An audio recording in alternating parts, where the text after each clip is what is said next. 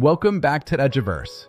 Today, we're diving deep into innovation economics, a field that explains why some nations prosper while others struggle. This isn't just about resources or hard work. It's about explosive, game-changing ideas that reshape our world, from smarter smartphones to AI's impact on medicine.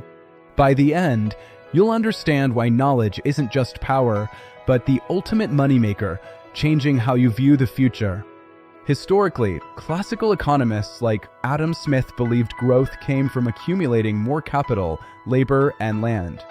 However, this model faced a challenge: diminishing returns, where adding more resources eventually yields less and less growth, leading to a gloomy prediction of stagnation.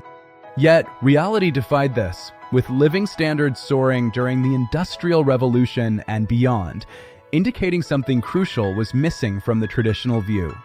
Enter Joseph Schumpeter, a visionary economist from the early 1900s, who introduced the concept of creative destruction. He argued that capitalism isn't about calm equilibrium, but a wild storm where entrepreneurs shatter the old to build the new, like streaming services replacing video rental stores. This process, though brutal for those displaced, fuels immense progress, with temporary monopoly profits incentivizing the next big leap in innovation. Schumpeter showed us that capitalism thrives on this chaos, constantly evolving through entrepreneurial risk-taking. Robert Solow, in the 1950s, brought mathematical rigor, creating a model where output depended on capital, labor, and a mysterious T for technology. His analysis of U.S. growth revealed that capital and labor explained only a small fraction, leaving a massive residual attributed to technological advancements. Solow's work proved technology drives growth, but couldn't explain how to boost it, highlighting the need to understand this black box of innovation. Paul Romer, in the 1990s, cracked this code with endogenous growth theory, asserting that ideas are non-rivalrous and generate increasing returns.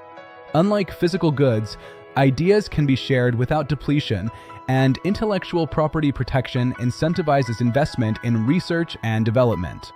This creates a snowball effect. More ideas make future ideas easier, accelerating growth indefinitely through education and research. Romer's theory emphasizes that policies supporting R&D, education, and intellectual property are crucial for sustained economic prosperity.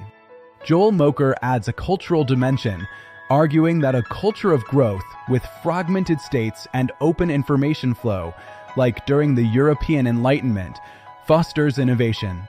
Rigid societies that punish failure or resist change tend to stagnate, underscoring the need for tolerance of new ideas.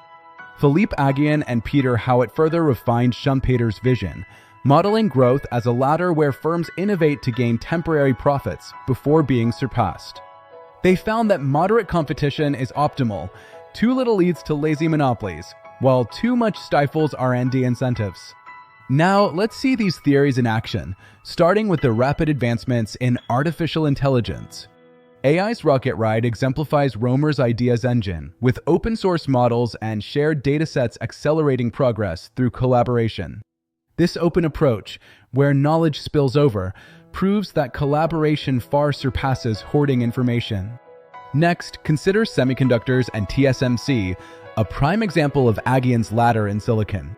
TSMC invests billions to shrink chips, constantly innovating to stay ahead of rivals like Samsung and Intel, making older nodes obsolete overnight.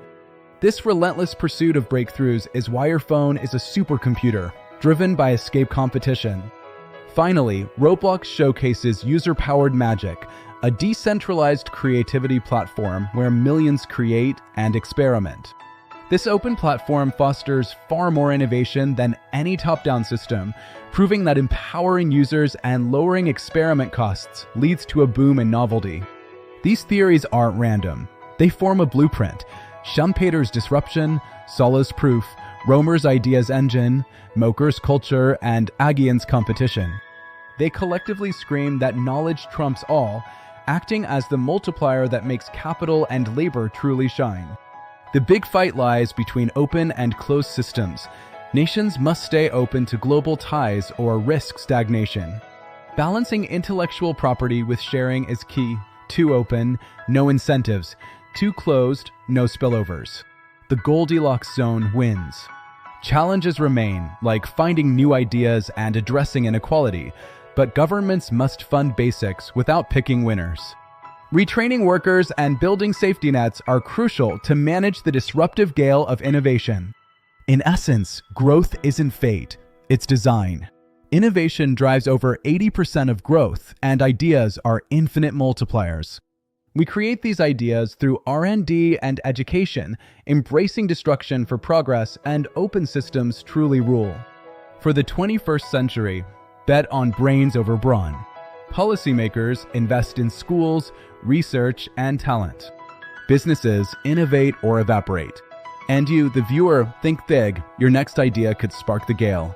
If this fired you up, hit like, subscribe for more deep dives into econ that matters, and tell us, what's the wildest innovation changing your life?